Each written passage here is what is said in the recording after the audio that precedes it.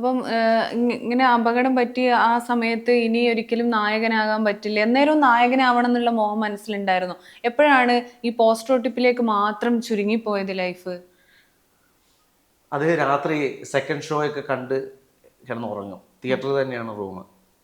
അപ്പോൾ സിനിമയുടെ ഇങ്ങനെ ശബ്ദങ്ങൾ കേൾക്കും, നടീനടന്മാർ വലിയ വലിയ ഡയലോഗുകളൊക്കെ പറയുന്നത്. അപ്പം ഇങ്ങനെ കിടക്കും, ഞാൻ അഭിനയിച്ച ഒരു സിനിമയുടെ പോസ്റ്റർ എനിക്ക് ഒട്ടിക്കണം, ആ സിനിമ ഈ തിയേറ്ററിൽ കളിക്കണം, ഇതാണ് ആഗ്രഹം.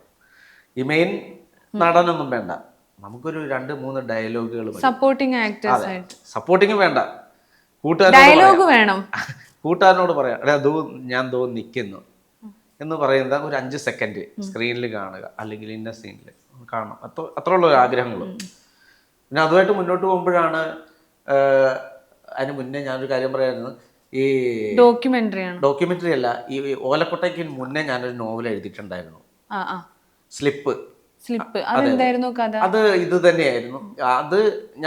അത് കുറച്ച് ചെറിയൊരു പുസ്തകമാക്കിയുള്ളത്. അതാണ് ഓലക്കൊട്ടയാക്കി മാറ്റിയത്.